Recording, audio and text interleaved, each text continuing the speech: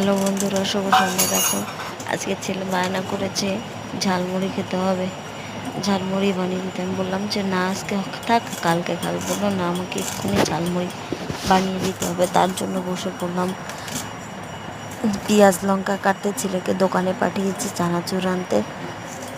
ও চানাচুর নিয়ে এসছে দোকান থেকে। দেখো আজ আমি একটু একটু অন্যরকম ঝালমুড়ি বানাবো, যেটা তোমাদের সাথে শেয়ার করছি। দেখো আমি এখানে পেঁয়াজগুলো কেটে নিচ্ছি। এরকম আমি ছোটোবেলায় অনেক খেয়েছি, মা বানিয়ে দিত, খুব ভালো লাগতো। তোমরাও একদিন করে খেয়েও ঘরে, খুব ভালো লাগবে। দেখো পেঁয়াজটা কেটে নিচ্ছি আমি ছোটো ছোটো করে, খুব সুন্দর করে। তার সঙ্গে লঙ্কাও কেটে নিয়েছি। তোমরা একদিন বাড়িতে ট্রাই করে দেখবে, দেখবে তোমাদেরও অনেক ভালো লাগবে।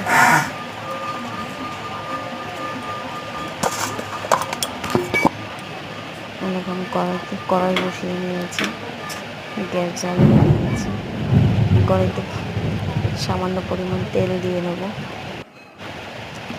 কড়াই বসিয়ে দিয়েছি, গ্যাস জ্বালিয়ে দিয়েছি, আর দিয়ে দিয়েছি সর্ষের তেল সামান্য পরিমাণ।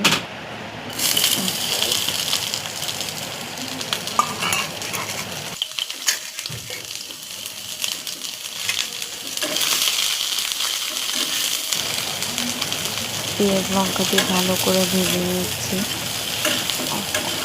তো লাল লাল করে ভাজতে হবে খুব সুন্দর করে। এর সঙ্গে যদি ছোলা মটর বা সিদ্ধ ছোলা দিয়ে করো, একটু দারুণ লাগে খেতে। এরকম ঝালমুড়ি মাখিয়ে খেলে।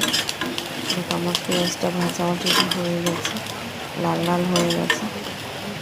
নুন লঙ্কা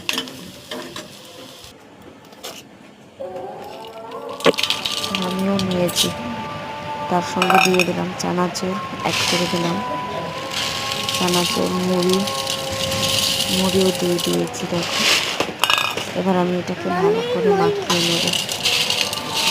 তোমরা একদিন বাড়িতে এরকম ট্রাই করে দেখতে পারো, দেখবে খুব ভালো লাগে খেতে। আমার কাছে তো দারুণ লাগে এরকম খেতে। ভালো লাগে অবশ্যই কমেন্টে জানিও। বাই।